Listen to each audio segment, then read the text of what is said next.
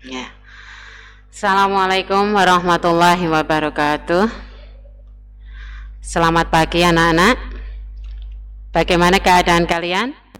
Ya, semoga semuanya dalam keadaan yang sehat, ya, dilindungi Allah sehingga kita bisa mengikuti pelajaran yang akan kita berikan hari ini. Sebelum pelajaran kita mulai, perkenalkan, nama Ibu adalah Ibu Siti Nur Fauzia. Saya mengajar Mapel IPS kelas 7 A, B, C, D dan kelas 8 AB. Di sini pada materi manusia, materi yang pertama ya, mungkin ini baru bagi kalian ya, karena sekarang kalian sudah masuk di kelas 7 SMP.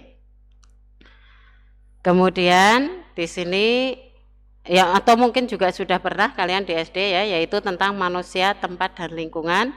Itu adalah karena apa yang ada di alam sekitar kita.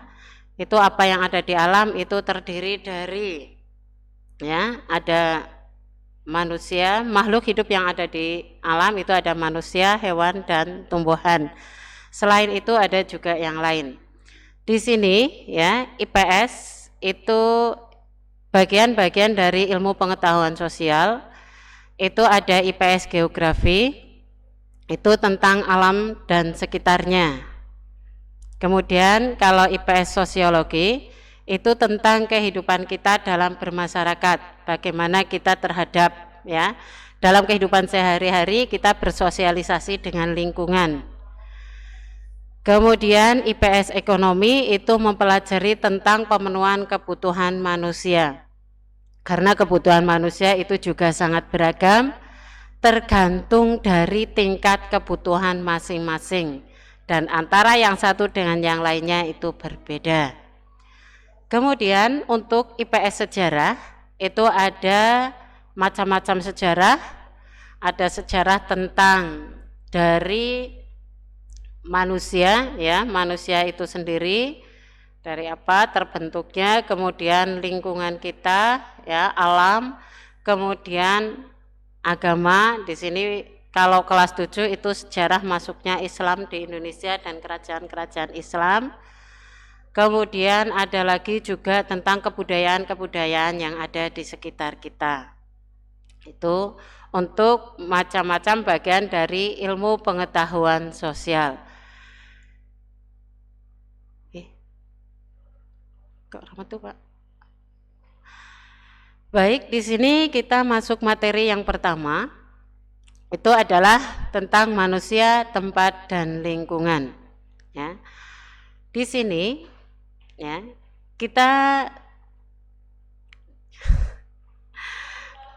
ya, ruang ya. Salah satu tempat yang ada di sekitar kita itu adalah ruang. Setiap segala sesuatunya itu baik yang ada. Seluruh permukaan bumi, baik yang berupa daratan ataupun perairan dan di bawah permukaan bumi, bisa berupa lapisan tanah, batuan, dan air sampai pada kedalaman tertentu. Nah, di sini itu yang ada di dalam ruang. Kemudian konsep ruang. Konsep ruang itu ada 3 macam, yaitu ada konsep ruang absolut, relatif, dan relasional. Konsep ruang absolut itu yang dimaksud dengan ruang absolut itu adalah ruang yang dipandang terpisah dari keberadaan benda yang ada di dalamnya. Itu contohnya adalah matematis, geografis, garis lintang, dan garis bujur. Kalau matematis itu dalam kita penghitungan kita sehari-hari, kemudian geometris itu yang apa namanya, lingkaran ya, bukan hanya lingkaran, bisa juga berupa segi 4, persegi. Kemudian kalau garis lintang dan garis bujur itu yang nantinya dalam ya sering kita lihat itu kalau kita membuat atlas. Itu biasanya dinyatakan dengan pokoknya porosnya itu lintang utara. Kemudian yang ruang relatif. Itu adalah ruang yang mengacu pada hubungan antar lokasi. Di sini mengacu pada hubungan antar lokasi itu adalah keterjangkauan kita dalam kehidupan sehari-hari. Misalnya yang pertama itu adalah transportasi, ya. Kita mau bepergian, itu nantinya itu akan menggunakan transportasi apa. Kemudian waktu dan jarak tempuhnya berapa, ya, waktunya berapa lama, jaraknya berapa kilometer persegi. Itu. Kemudian yang ketiga adalah ruang relasional. Itu ruang yang menjadi bagian intrinsik dari keberadaan kita di dunia. Itu bisa yang ada di sekitar kita itu adalah tempat tinggal. Tempat tinggal kita itu ada yang dataran tinggi, dataran rendah, kemudian ada juga yang ada di pegunungan. Itu. Kemudian letak dan luas wilayah Indonesia yang berikutnya. Ya. Atau ya, letak dan luas wilayah Indonesia. Kalian mungkin sudah tahu ya bahwa Indonesia itu terbagi menjadi 3 daerah waktu. Di sini ya, letak dan luas wilayahnya. Itu ada berdasarkan letak astronomis. Ya, kalau letak astronomis itu yang nantinya menjadikan Indonesia itu terdiri dari 3 daerah waktu, yaitu waktu Indonesia Barat, waktu Indonesia Tengah, dan waktu Indonesia Timur. Waktu Indonesia Barat ya, itu selisihnya 7 jam lebih awal dari Greenwich.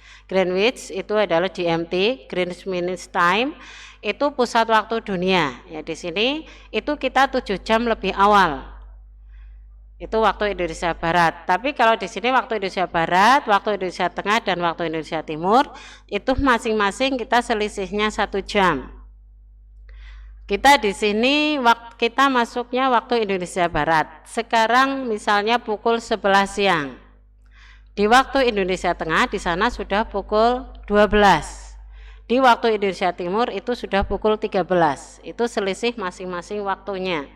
Itu kalau Indonesia itu 1 jam, dengan yang pusat waktu dunia itu adalah 9 jam. Maaf. Berikutnya Pak Rembang. Nah, dari letak astronomis tersebut itu juga yang menyebabkan ya letaknya Indonesia. Yang namanya letak astronomis itu adalah ya letak suatu tempat berdasarkan garis lintang dan garis bujur.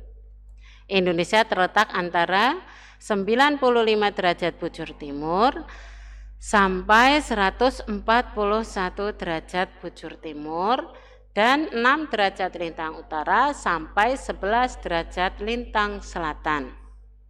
Dari letak astronomis tersebut itu mengakibatkan ya kita beriklim tropis. Yang namanya iklim tropis itu yang mempunyai 2 musim, yaitu musim kemarau dan musim penghujan. Musim kemarau itu berlangsung dari bulan April sampai Oktober. Kalau musim penghujan dari Oktober sampai April. Kemudian yang 3 daerah waktu itu sudah. Nah, ini pembagian daerah waktu yang ada di Indonesia. Waktu Indonesia Barat ya, itu meliputi Pulau Sumatera, Jawa, Madura, Kalimantan Barat. Itu 7 jam lebih awal dari Greenwich. Kemudian yang waktu Indonesia Tengah itu meliputi Sulawesi, Bali, Kalimantan Utara, Kalimantan Timur, dan Selatan, kemudian Nusa Tenggara Timur, Nusa Tenggara Barat. Selisihnya 8 jam. Kemudian yang waktu Indonesia Timur itu meliputi Papua dan Kepulauan Maluku. Itu waktu-waktu pulau-pulau di Indonesia yang masuk daerah waktu. Kemudian selain yang letak astronomis ada lagi letak geografis. Letak geografis itu merupakan posisi suatu wilayah atau negara dilihat dari permukaannya di permukaan bumi. Ya, jadi batas wilayah Indonesia. Kita sangat bersyukur ya karena kita masuk ke wilayah Indonesia yang kita ada di Pokoknya yang jalur yang sangat strategis dijadikan sebagai pusat perdagangan, jalur pusat ya, jalur utama. Ya, pokoknya jalur utama perdagangan di dunia itu juga melewati Indonesia. Ini batas-batas wilayahnya. Ya, ada batas utara, selatan, barat, dan timur. Batas utaranya itu kita berbatasan dengan Malaysia, Singapura, Filipina, Selat Malaka, Selat Singapura, Cina Selatan dan Samudra Pasifik. Kemudian wilayah selatan itu berbatasan dengan Timur Leste, Australia, Samudra Hindia, Laut Timur, dan Laut Arafuru. Batas barat itu berbatasan dengan Samudra Hindia, kemudian batas wilayah timur itu berbatasan dengan Papua Nugini. Kemudian letak yang ketiga itu adalah letak geologis. Ya. Letak geologis itu adalah letak suatu wilayah itu ya pada berdasarkan susunan bebatuan. Susunan bebatuan yang ada di Indonesia. Ini itu bagian dari dua buah rangkaian pegunungan Mediterania dan Sirkum Pasifik. Bertemu Indonesia terletak pada pertemuan lempeng litosfer, yaitu lempeng Indo-Australia, Eurasia, dan lempeng Pasifik. Kemudian Indonesia juga terletak pada daerah dangkalan, yaitu dangkalan Sunda, dangkalan Sahul, dan daerah laut pertengahan Australia Asiatis. Nah, dari letak geologis tersebut ya, karena kita berada di daerah lempeng bebatuan tersebut, itu pengaruhnya yang pertama ya, itu banyak mempunyai gunung berapi, karena Indonesia masih banyak sekali mempunyai gunung berapi ya. Itu yang menyebabkan nantinya sering terjadi gunung meletus. Kemudian tapi dari pengaruh tersebut itu nanti mengakibatkan tanahnya subur. Kemudian akibat dari letak geologis tersebut itu rawan bencana, gunung meletus, dan gempa bumi. Gempa bumi itu juga sering sekali terjadi. Tapi juga ada keuntungannya, yaitu kita banyak memiliki sumber daya alam. Misalnya minyak bumi, batu bara, biji besi, timah, emas, dan nikel. Itu pengaruh-pengaruh dari letak geologis yang ada di Indonesia. Kemudian luas wilayah di Indonesia, ya. Indonesia kalau di ASEAN itu paling luas, itu ya. Kemudian kalau luas wilayah Indonesia itu sendiri itu kita 2/3-nya itu terdiri dari perairan, ya. Sepertiganya itu 1.000.000. Yang wilayah daratan itu 1.910.931,32 km persegi. Itu wilayah daratan kita dari Sabang sampai Merauke. Kemudian kalau yang 2/3-nya itu terdiri dari wilayah perairan, yaitu 2 kali lipatnya yang wilayah daratan. Itu mencapai 3.257.483 km persegi. Itu. Kemudian garis pantainya itu karena kita mempunyai pantai yang sangat panjang, itu mencapai 99.030 km persegi. Nah, kemudian kepulauan yang ada di Indonesia itu jumlah pulau yang ada itu mencapai 17.504.